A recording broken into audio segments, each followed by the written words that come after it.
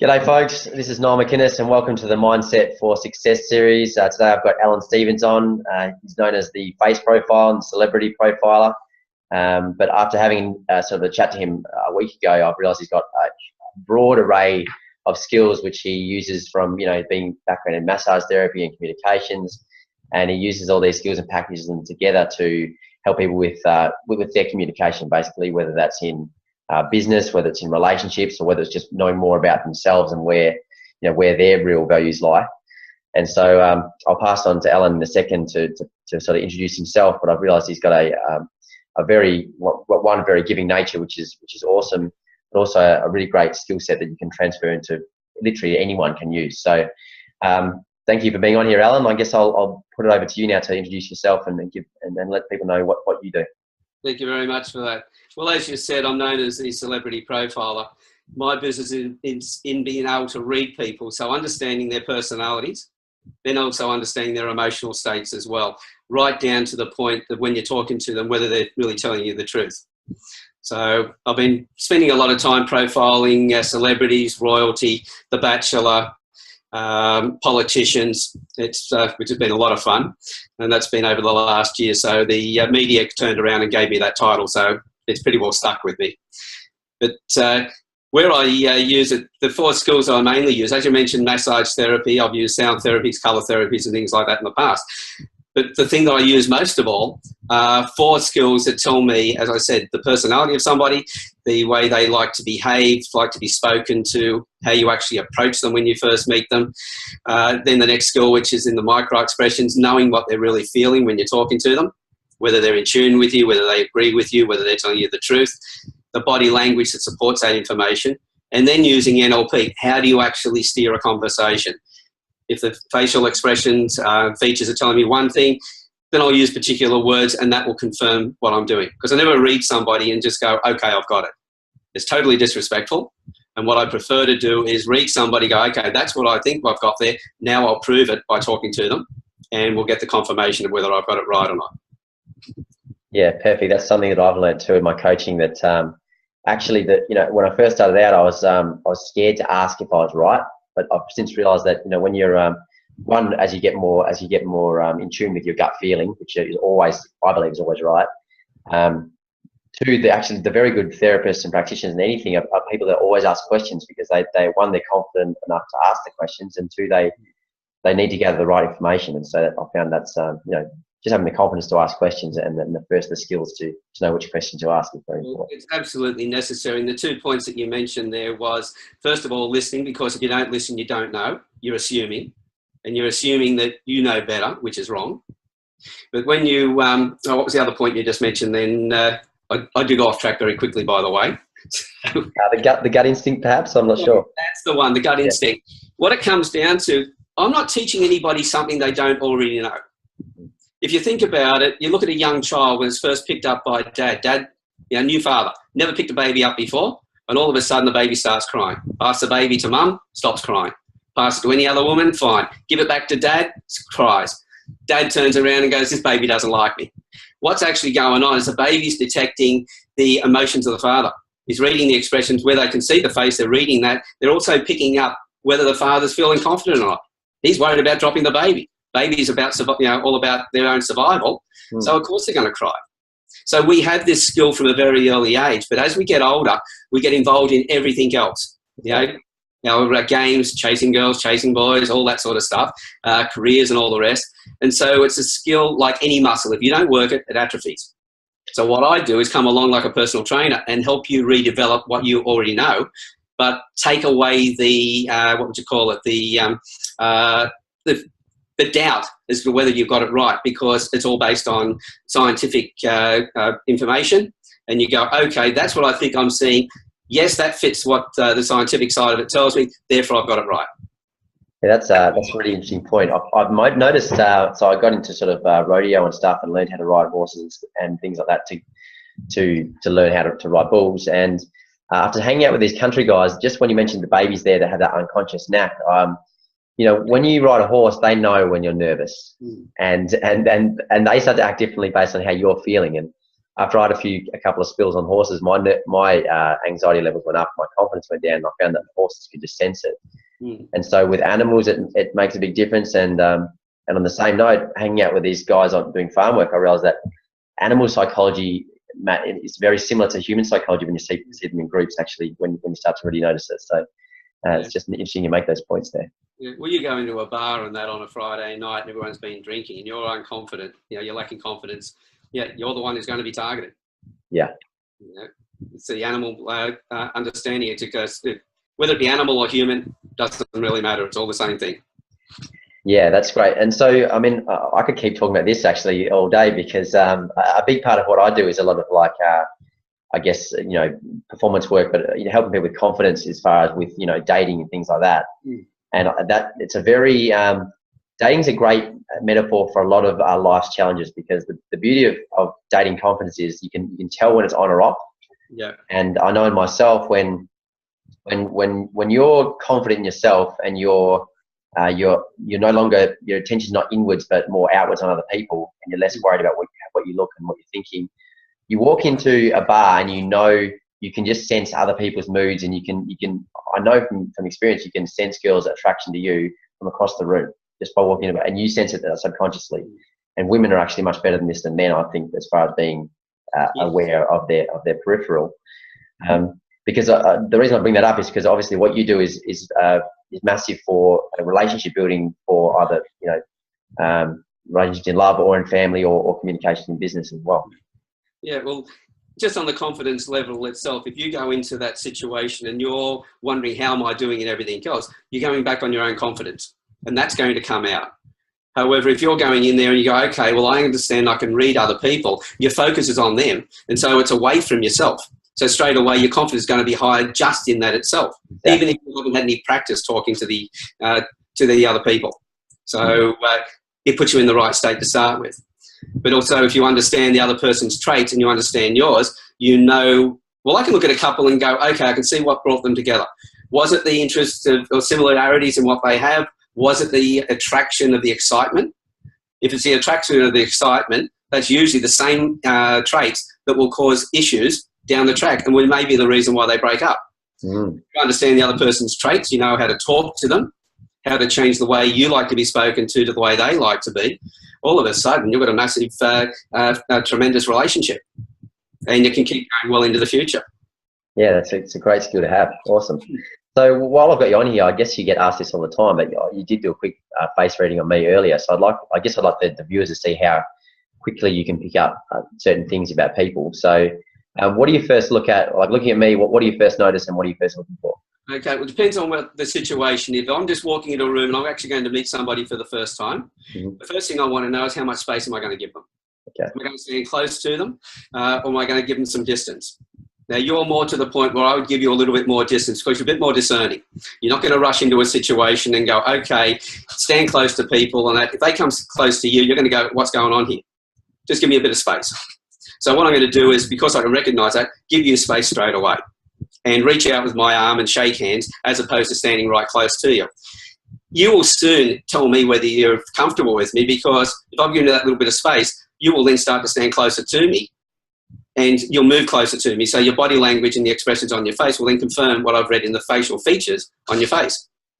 At the same time, I know when I start to talk to you, I'm not going to go into a lot of detail.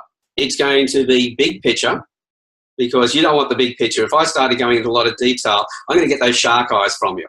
The head roll and everything else. And I'll see the shifting in the body, looking for somewhere to get away. There's always got to be that escape route. But the thing I also notice I'm walking towards you is you've got a dry sense of humour. I knew that before we even spoke. So I know that with my own dry sense of humour, I can banter and I can joke with you. Whereas somebody with the opposite trait can, even though I'm talking about something general about the rest of the crowd, they can take personally because they see themselves in it. Okay. So with him, I'd be very careful about joking, but with you, I've got no problems with starting a joke straight away and building rapport, because I know you like to banter, and that's going to come back really fast. I also know that you like to travel. Would that be right? Yeah. Yeah. And the other thing too is some people are very expressive in when they present. So they're natural born presenters, entertainers. But they also, for every trait you have an upside and every trait you have a downside. So if you're really expressive when it comes to doing presentations, guess how you do stress? With just as much expression. And to someone like you and me, who is more aesthetic, who feels things inside, who likes to be able to sit back and go, yeah, I'm comfortable with that. Someone who's like that, who's going through stress, they're like little twitches all the time, and it's wearing us out. We get worn out real fast. Yeah. But you're going to be pretty laid back most of the time. The downside of that is that under stress, we don't have an escape valve, so we hold it in, we hold it in, we hold it in, and all of a sudden, it's all over the ceiling. There's an explosion, you know. Pompeii's just been annihilated again by the volcano. We're gone. But then we get back to normal again and we're comfortable. But we have that embarrassment at that moment, we've lost it. And the person who's got dramatic appreciation is going, well, you're all laid back all the time, and all of a sudden, where the hell did that come from? So if you understand the difference, we can communicate really well together with somebody who's got the opposite trait. So that's something that stands out very strongly to start with. Yeah. Once you've got the information that, you know, as I said, it's just a big picture that you're after, first of all. If you're interested, you'll ask questions. Once you've got the information you need, you make your decisions very fast. You're not going to sit down and look at all the different possibilities. You're just going to go, that one looks good, I'm going with it. Yeah. And away you go. So I look at about 68 traits in the face, but that's what, half a dozen I've looked at there at the moment. Wow, incredible. So anyone who knows me would know that's all spot on. So I won't go into how you know these things, but you obviously run, I mean, you've got to sort of, I guess you started out doing one-on-one stuff, and now you're into more training people how to do this in business. And then it's been a shift. I started with one-on-one training, and I've been training anything like up to psychologists in Florida, salespeople in Europe, all over, or project people in Asia, all over the world. But then I started doing a lot more training locally, one-on-one. Then I went, okay, well, let's start looking at more group programs. But now what I'm actually doing is coming back to realising that if I'm the only person in the Southern Hemisphere that I've been able to find that has all my skills, and I'm still looking around, there may be one I think I may have found in the Northern Hemisphere, my priority has got to be to train my competition. I've got to have more people doing this, because I can take this into a school and teach a teacher how to recognise the learning style of a new student, so they don't fall through the cracks, so they don't end up in special needs when they don't need to be, before they leave school, to find the right careers that will fit their personalities. Then in recruitment, to make sure you get the right person for the job, so the person, if they're doing a task that are aligned with their personality traits, they're going to love it. They're going to be productive. So it's a good thing for both the person applying for the work, the job, and also the employer themselves. Then into couples counselling, into making the dating site more safe as well. So there is virtually nowhere that this stuff can't be used, whether the two people get together. And in fact, well, really even one person. If you want to understand yourself, you learn to read your own traits, you know why you behave the way you do, you know why your buttons get pushed the way they do. So straight away you go, okay, if I put myself in a particular situation, I know this is what's going to happen. So how do I get around that before I get in that situation? How do I make sure it doesn't happen? So how do I set up the situation in the right way in the first place? So there's no boundaries to it. So at the moment, because I'm the only person doing it, I believe I have a moral obligation to make sure that other people who will pick it up do it right. So therefore, I've got to train them. So I want to train my competition. So I'm looking for coaches who are really interested in getting involved in this, taking it in their own particular fields, and training them up to the level that they can do it just as fast and just as well as I can right now. Awesome. Yeah, love it. So I guess one thing I'd like to address now, because I know I had this in myself when I first started learning neuro linguistic programming, which is I guess another form of communication, which you've obviously done a lot of work with as well.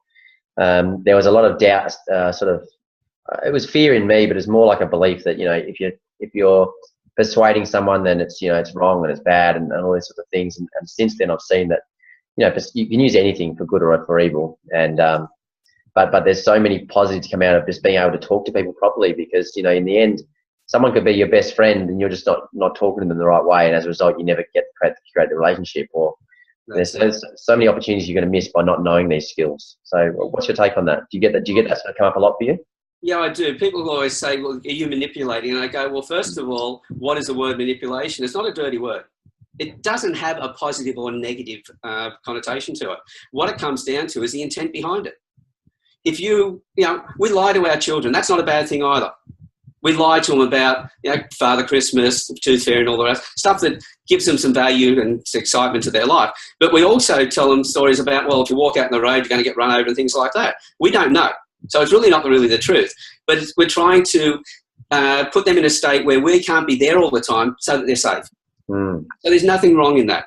If you see somebody who is under stress, and there are some traits in the face that I can look at somebody and tell you exactly who's accident prone, who's suicidal, and who's actually had stress for so long that they've learned to live with it. That's just a state. Life's always crap. It'll always be that way, but that's all I've got, and they've come to live with it.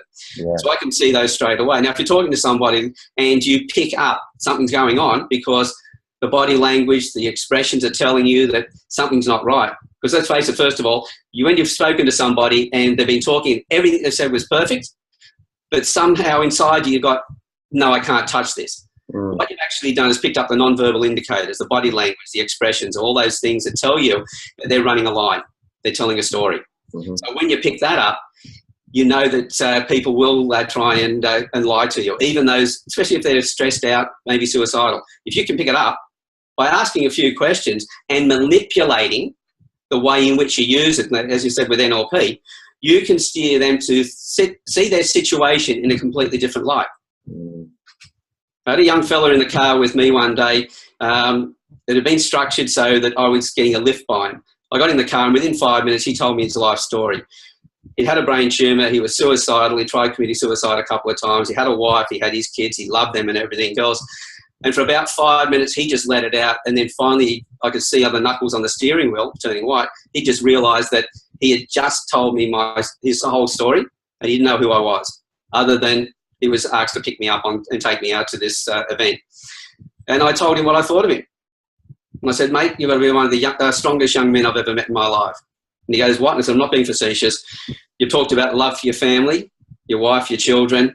You've talked about your responsibilities. The reason you're sick is because you're a strong person, not a weak one, because weak people run away from things. Strong people take their responsibilities on, carry too much weight, and finally fall under that weight.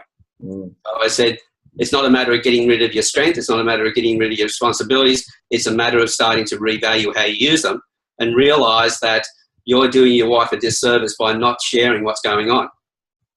It didn't take long that next time I saw him, as he pointed out, he only saw the psychologist once more to say goodbye, and his relationship with his family and everything else, and his attitude to taking his life completely changed. Wow, incredible. So that's where that manipulation is truly valuable. And just in that story, I think there's so many parents out there with young kids or teenagers that would have such value to get from, I think especially with young children, because a lot of mums ask me about their children having anxiety, and there's 7 or 9-year-old kids, and to have the skills to know how to communicate with them better, or to understand if they're stressed on the day or what they're scared about mean a lot, because often those before you can communicate I guess in a more open way, a lot of parents are just struck with disability. They don't know what to do as far as being speaking to children. So well, that's right. Probably the oldest testimonial, or the testimonial I got longer after I actually did some work, was 3.5 years after I did the work with the mother and the son, who he had Asperger's. School wanted to kick him out and everything else, and she did another testimonial 3.5 years later to say it's still changing their lives. He doesn't see a psychologist either. And he's back at school, he's doing presentations, 10 years old now, and completely different situation in his life. So you can profile anything from a newborn baby. There's about 10 traits I can see in a newborn. Anything up to things like music traits, whether they're going to be a fidget when they get to school, all those sorts of things. I can pick up their learning styles. We were talking earlier about a friend of ours there, Michael, who has a 2-year-old daughter. And at the age of 2, she was terrified of the vacuum cleaner. When I explained to him her learning style, he sat down with her and took her through the vacuum cleaner. And she's had that phobia since she was 2 months old. Every time it's turned on, they had to take her out of the room. She now wants to push the vacuum cleaner around. And as far as mothers or parents and their children, just recently one of the courses, one of the girls asked me to do a quick profile of her friend's daughter, 14 years old. Wasn't getting on with the mother. There was a lot of stuff going on, change of schools and everything else. Profiled the daughter and said, well, this is her personality traits. This is how she likes to be treated and spoken to. And then said, right, where's mum's photo? So from 2 photos of the daughter, 1 photo of the mother that we just pulled off Facebook, And within 3 minutes, I'd gone through both their traits, why they were having issues, not because there was a problem with either one of it, because of the difference in their traits.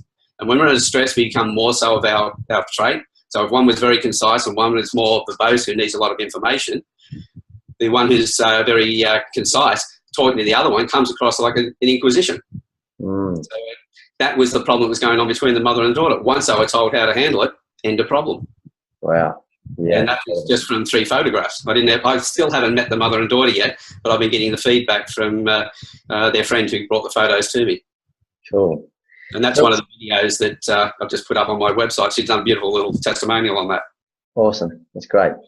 So what sort of fills up your day now? Do you still spend a bit of time sort of one-on-one coaching people or sort of as a sort of a therapy style? What do you do with your day most of the time now? Where's your time spent? Well, it's been with the celebrity side of it. I'm, writing articles or giving information to magazines around the world. The Guardian, News.com, the Daily Mail, etc. And that's covering everything from profiling relationships to individuals, etc.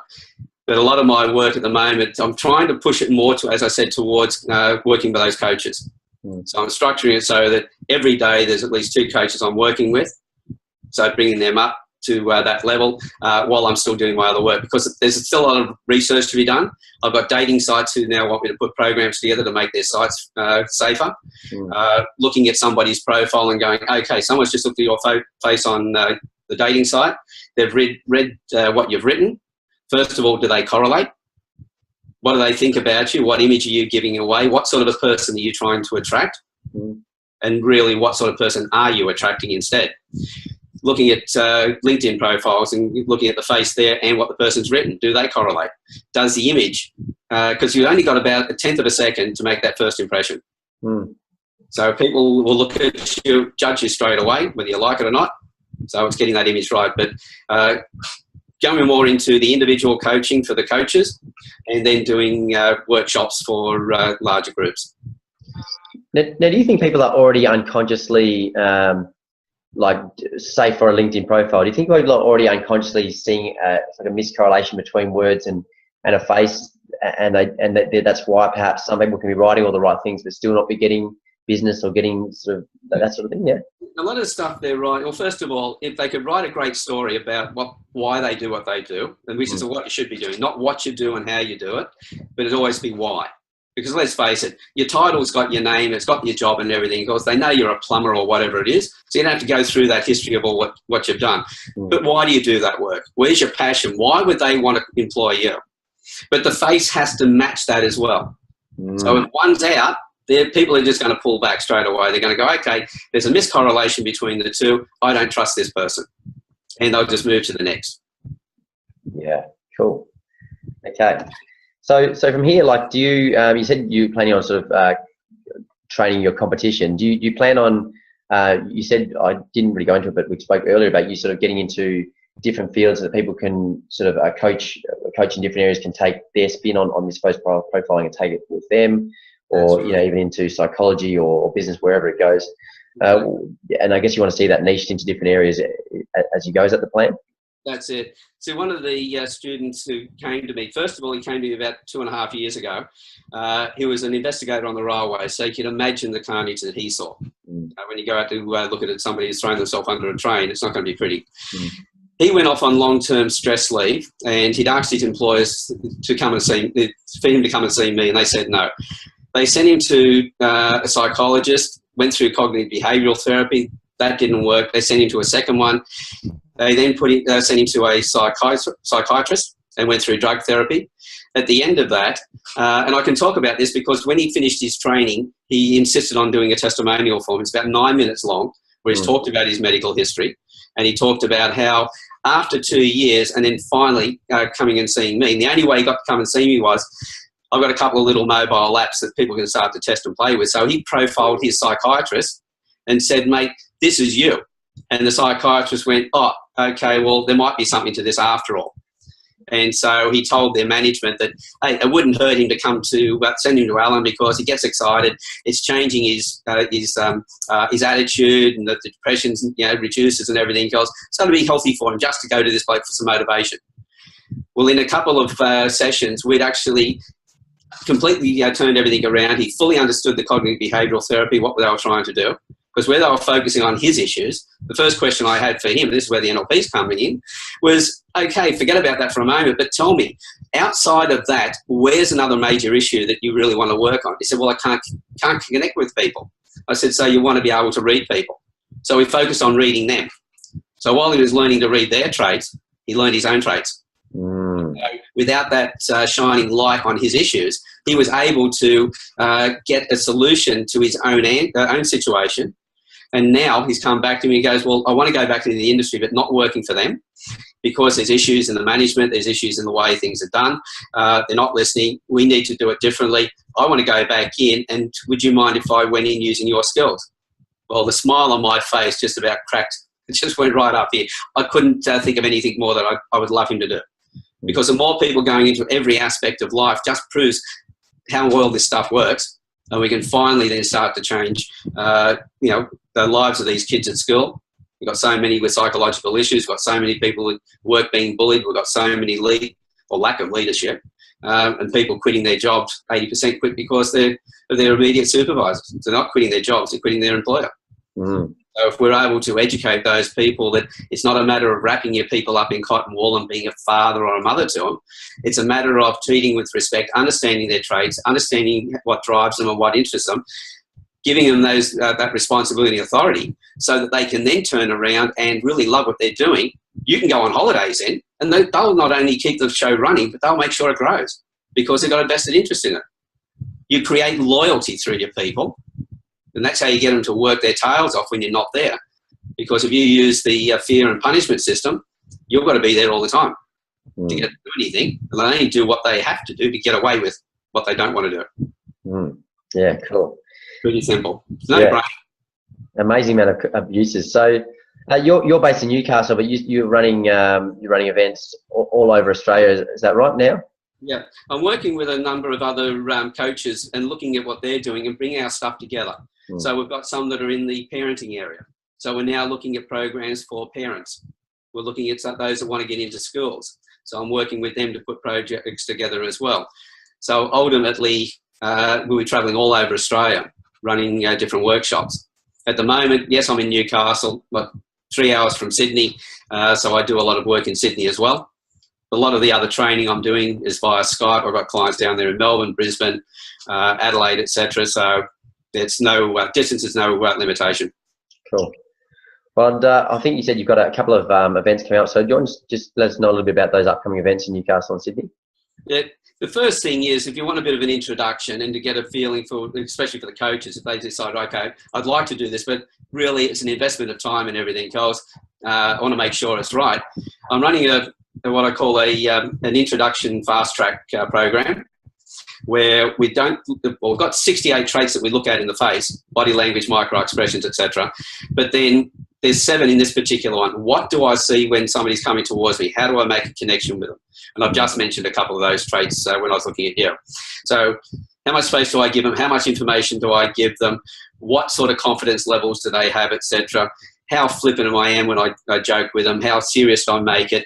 Will they get the wrong way if I get serious, or will they turn off if I am too serious? So how do I actually make that connection? So those 7 traits are run over a 4-week program, 2 hours an evening. In Sydney, it's the 22nd of February from 5:30 until 7:30. In Newcastle, it's the 24th from 5:30 to 7:30, and they run for the 4 Mondays in Sydney and the 4 Wednesdays in Newcastle. Cool.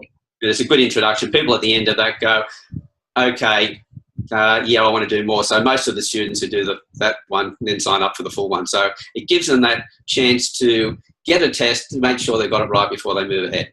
Awesome. They've got their confidence in themselves. And I think I should mention also that we also mentioned in the chat before this one that you had been sort of invited to go speak to, I guess, the 2 biggest authorities in face profiling in America. Is that right? Just tell us a little bit about who they are and what happened there. Well, what actually happened on New Year's Day? There's another gentleman who's been working in micro expressions, and the micro expressions very quickly, those little twitches on the face. So when somebody says something to you, unconsciously you react, and then the conscious mind steps in and shuts them down. So they can be as fast as a 1/5 of a second down to 1/25 of a second.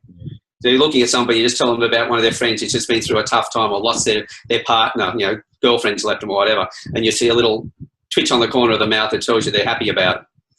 So he got in touch with me and said, look, he's been trying to put a new project together where the training can be changed to be more real time, because a lot of the videos that people use for training now have been played at one speed and then they're sped up.